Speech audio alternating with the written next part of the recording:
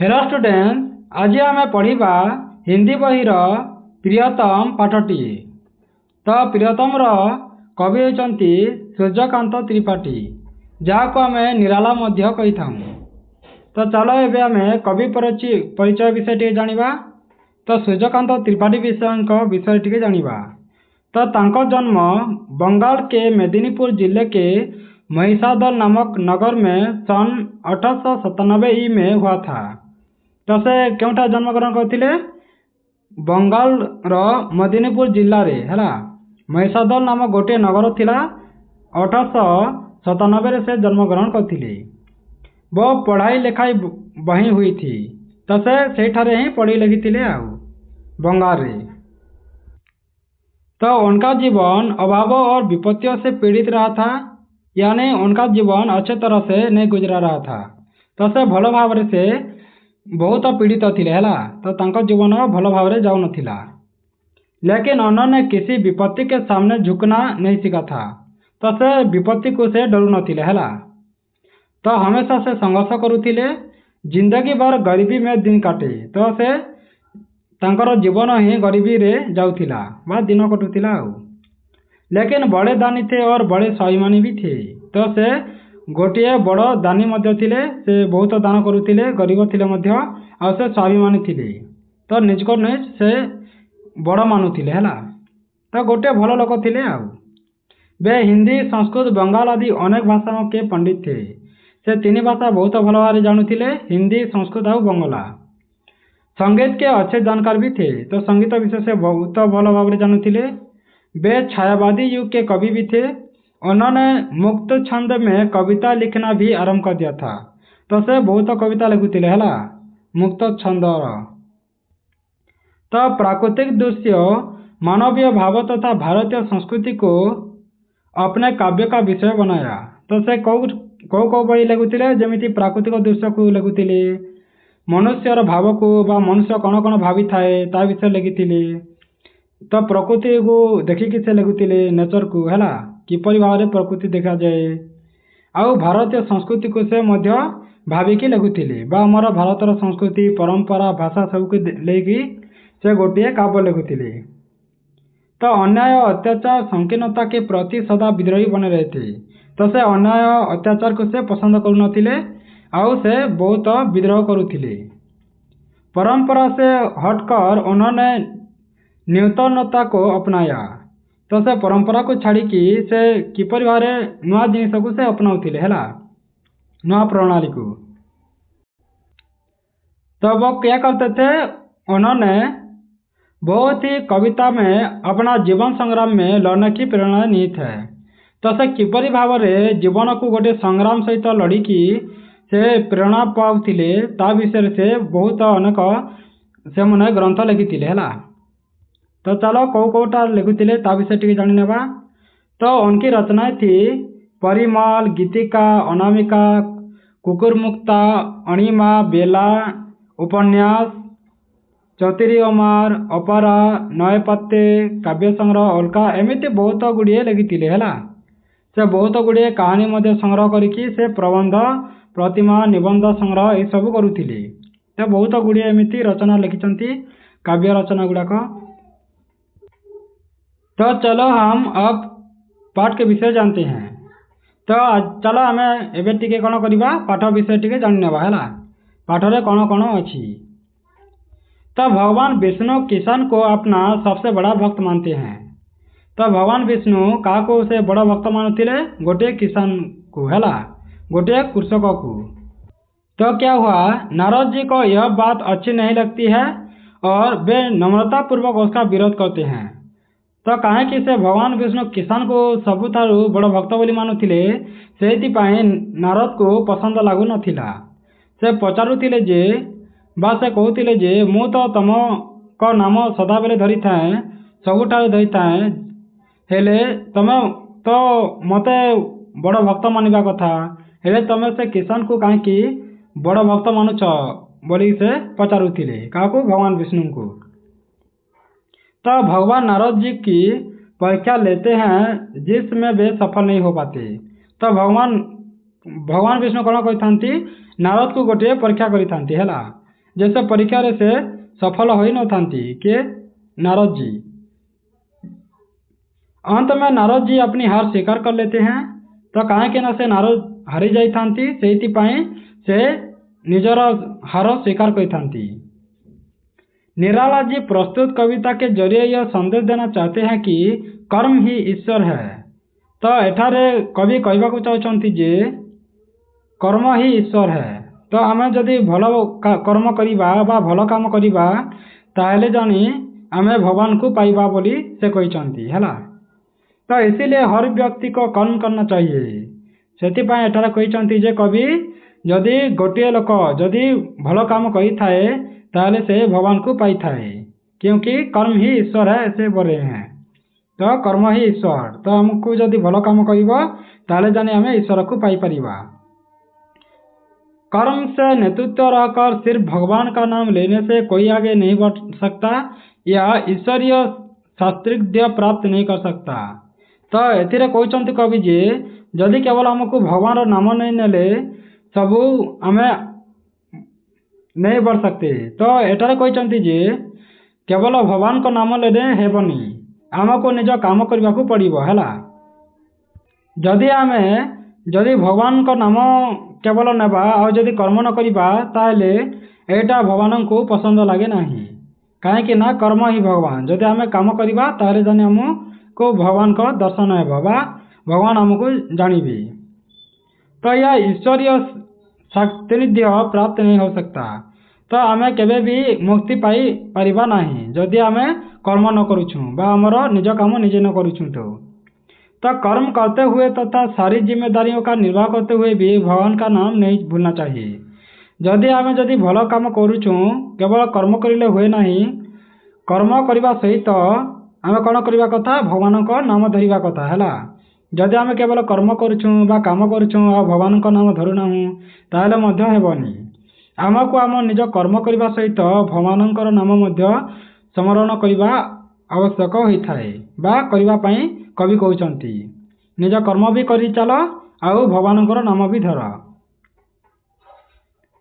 तो आउ को आम देखा यहाँ थिला तुम पूरा पाठटा ठीक अच्छे। तो एठारे कहते आम टे भल भाव आउ को टे पढ़ी ना है। तुम तो पूरा डिटेल्स जानीगलनी हेले फिर भी आम यहाँ पद्यटी को पढ़ा है। तो क्या है देख लेते हैं।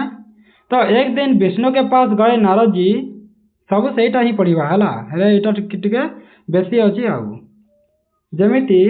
एक दिन विष्णु के पास गए नारद जी, पूछा मूर्तिलोक में वह कौन है पुण्य लोक भक्त तुम्हारा प्रधान। तो नारद आसिकी कौन करुचंती भगवान विष्णु के पास आसिकी कहउचंती जे बा प्रश्न करुचंती जे तमर मूर्तिलोक रे किए एमिति गोटे तुमर प्रधान शिष्य अछंती ताहांकु टिके कह बोली कहउचंती हैला। किए नारद प्रश्न करुचंती भगवान विष्णु को। तो विष्णु जी ने कहा एक सज्जन किसान है प्राणी से प्रियतम।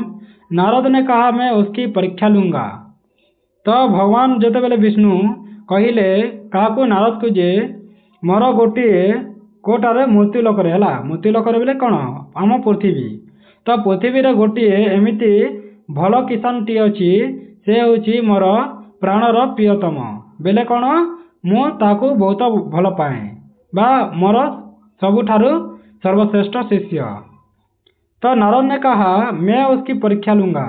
तो नारद कहले ठीक अच्छे अंतारे के मु तुम सर्वश्रेष्ठ शिष्य कि से किसान जेडा सज्जन किसान से भल शिष्य ता विषय आम मुझे परीक्षा करी बोली से कहते बा नारद निजको घमन देखाउछंती हैला जे भगवान विष्णु को अति प्रिय शिष्य केवल नारद ही एमती से निजको निजे भावुचंती। हेले भगवान विष्णु जो कहीदेले गोटे भल किसान ही मोर सर्वश्रेष्ठ शिष्य ताले नारद कहले जे मु गोटे परीक्षा नेबी बोली से कहले। तो हंसे विष्णु सुनकर यह कहा कि ले सकते हो। नारद जी चल दिए पहुंचे भक्त के यहाँ। देखा हॉल जोत कर आया वह दोपहर को दरवाजे पहुंचकर राम जी का नाम लिया स्नान भोजन करके फिर चला गया काम पर। तो नारद जी विष्णु को कथा शुणिकी चली गले परीक्षा करने। तो पहुँचे भक्त के पास। तो से निज भक्त पास को चलीगले है। से किसान को पाख को नारद जी पाख गले। तो देखा हल जोत कर आया वह दोपहर को। तो से कौन करते हल जोतिकी से द्विपहर है से आसुले है। दरवाजे पहुँचकर राम जी का नाम लिया। तो जिते बेले से आसिले कौन हल जोति करी तांको घर को है कुड़िया को आर प्रथम से भगवान राम को स्मरण कले। तापर कौन है स्नान भोजन करके तापर से खाइले शोइले खाइले आउ कौन कले फिर पारे से भगवान का नाम धरिले राम जी बोली करी है। तो शाम को आया दरवाजे। तो से फिर पारे तार काम करीगला से हल काम ता पछे फिर आए दरवाजे फिर नाम लिया। तो जिते बेले घर को आसे से बेले भगवान का नाम निये। तो प्रातः काल चलते समय एक बार फिर उसने मधुर नाम स्मरण किया। जिते बेले संध्या बेल को से आउ पारे घर को आसला और से पारे मधुर नाम स्मरण कला आउ भगवान को स्मरण कला। तो तीन थर से कौन कला भगवान को स्मरण कला है। तो बस केवल 3 बार ही किया था। नारद चकरा गए। तो नारद सेटा को देखी ताकू पसंद लगला नहीं। तो दिवारात्रि जपते हैं नाम ऋषि मुनि लोग किंतु भगवान को किसान ही यह याद आया। एके भगवान को से प्रश्न करुछंती जे किए नारद है। नारद कहते जे एते मुनि ऋषि थाऊ थाऊ कहीं ना मुनि ऋषि कौन कहते सदा बेले से भगवान दिन राति सदा बेले जपी था है। तो जो माने ऋषि मुनि माने दिन राति खटिकी से भगवान को जप कर दिन राति परिश्रम करिकी तो से प्रिय शिष्य करना भगवान विष्णु हेले किसान तो केवल दिन को खाली मात्र 3 थर ही भगवान को जपुची हेले ये केमिति सर्वश्रेष्ठ शिष्य हो गले बोली नारद प्रश्न कर गए बे विष्णु लोग बोले भगवान से। तो सेतिकी बेले कौन है भगवान विष्णु विष्णु लोग पहुँची गले और पचारे जे हे भगवान ये तो 3 बार ही नाम ले रहा है तो ये तुम्हारे सर्वश्रेष्ठ शिष्य कैसे बन गए। तो केमिति से तुम सर्वश्रेष्ठ शिष्य बनी गले बोली से पचारुछंती केवल मात्र 3 थर ही से तुम भगवान तुमकर नाम स्मरण करछि बोली से कहली। तो देखो किसान को दिन भर में 3 बार नाम उसने लिया है। तो भगवान विष्णु कहते जे से दिन को 3 थर ही मोर नाम स्मरण करुछि बोली से कहली। बोले विष्णु नारद जी आवश्यक दूसरा काम एक आया है तुम्हें छोड़कर कोई और नहीं कर सकता। तो विष्णु भगवान कहले नारद को जे जदि आवश्यक जदि गोटे दूसरा काम थाए ताहले तुम्हें सेटा को छाड़ी करी तुम्हें यही सब करि परिबो नहीं बोली से कहली। नारदर किसी काम तो न थाए से केवल भगवान को ही स्मरण कले हेले जेतेबेले से चाषीर कथा पड़े हेले से कौन कर से किसान गोटे।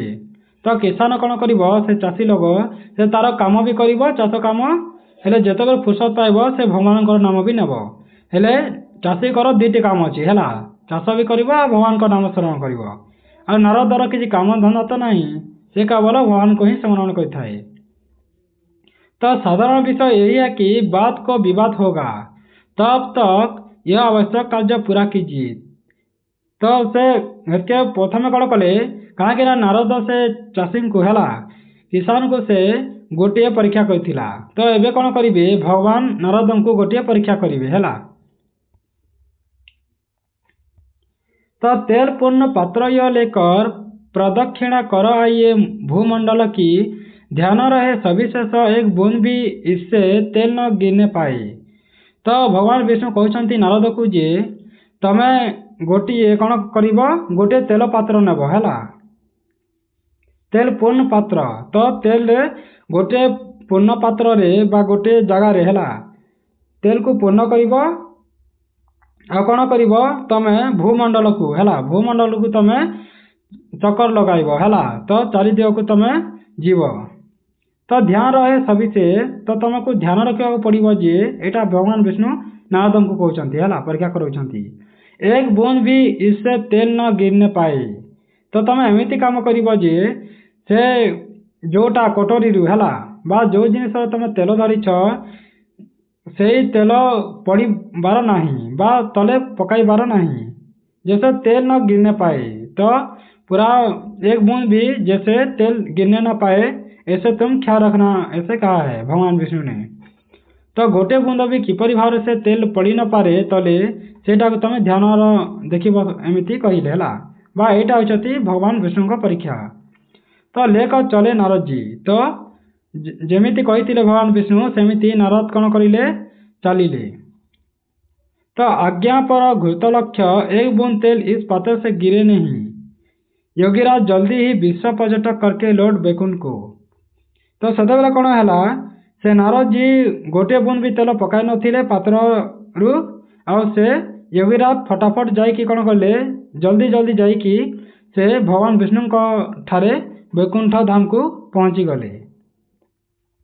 तो तेल एक बूंद भी उस पात्र से गिरा नहीं। तो गिरी नथिला है से पात्र रु गोटे भी बूंद पड़ी नथिला।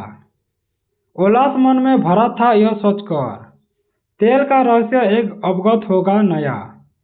तो भगवान विष्णु से नारद कौन कहते खुश हो जाते जे भगवान जमीती कही विष्णु सेमिति मु गोटे बूंद भी तेल पकाई न अच्छी है।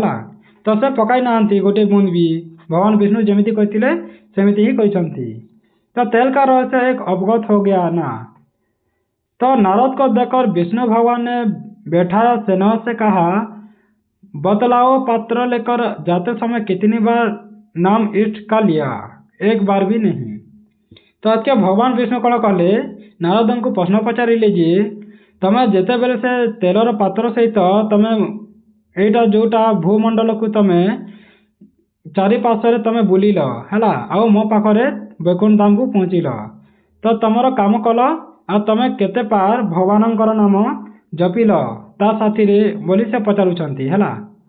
तो कहले से गोटे बार भी तमें भगवानंकर नाम नहीं। तो तमें जोटा काम करुछ तमें तो तुमर काम कल हेले सही टाइम रे तमें पारे मध्य तमें भगवान को बा इष्ट को तमें स्मरण करिल नहीं एमती कहते भगवान विष्णु। तो संकित हृदय से कहा नारद ने विष्णु से काम तुम्हारा ही था, ध्यान उसी से लगा, नाम फिर क्या लेता। और तो तापर कौन है नारद जी कहले जे भगवान को तमें तो जोटा काम कही मु तो सही काम करिली। तो तमें जमीती कहल मुझे करिली। तो जदि मो काम जदि ध्यान न देवी ताहले मोर काम तो हो पार नहीं बोली कहले बा से तेलटा तलकू पड़ जाता जदि मो मनरू जदि अलग अलग भावी था बोली कहला। तो विष्णु ने कहा नारद उस किसान का भी काम मेरा दिया हुआ है, उत्तरदायित्व कई लदे हैं एक साथ, सबको निभाता और काम करता हुआ नाम भी वह लेता है, इसी से है प्रियतम। तो भगवान विष्णु नारद को कहले जे तमें जो से तुमको जमी गोटे मु काम वर्गी थी बा गोटे काम देइथिली जे तेल को तमें किपरि भाव न पकाइब। तो तमें तो से तेल को न पकाइल हेले मो नाम को तमें पासरी गल हेले तुमको जमीती मु गोटे काम देछि सेमिति मु से किसान को भी तांकर गोटे दायित्व देछि बा मु किसान को भी गोटे दायित्व देछि काम करिया पई देछि जे से तांकर काम करूछंती ता सहित सहित तांकर काम करूतछंती हेले से मोर को स्मरण मध्य करछंती बा मोर नाम को जप मध्य करूछंती। तो से सेति पई मोर प्रियतम बोली से कहउछंती भगवान विष्णु। तमें मु जमीती गोटे काम देदेली तापर से तमें खाली मो काम ही कर चलिल मोर नाम को स्मरण कर पारिल नहीं बा तमें मते पासरी गल जमीती हेले जदि से किसान मु जमीती काम देछि से किसान को तार काम तो करुछि हेले तार काम करने सहित सहित मोर नाम मध्य धरुछि एमती कहते। से मोर गोटे बड़ भक्त बा सबुठारु श्रेष्ठ शिष्य मोर से किसानटा ही बोली से कहते। तो इसी से है प्रियतम। तो नारद लज्जित हो गए, कहा यह सत्य है भगवान ऐसा कहा था। तो नारद जी कहले जे तमें ठीक कही पारिछ भगवान बोलिकी से लज्जित हो गले के नारद है। यहाँ थिला गोटे कहानी। तो जदि यही कहानी तुमको भल लगी थाए बा यही पाठटी तुमको भल लगी थाए ताहले तुम सब्सक्राइब करदेव आउ तुम सांग मान सहित है जी मैंने पढ़ुंट सहित शेयर करदेव जहाद्वारा से पढ़ी पारे आउ तुम सब्सक्राइब करदेवा द्वारा कौन हम एमती नुआ नुआ वीडियो गुड़ाक पाइपर। धन्यवाद।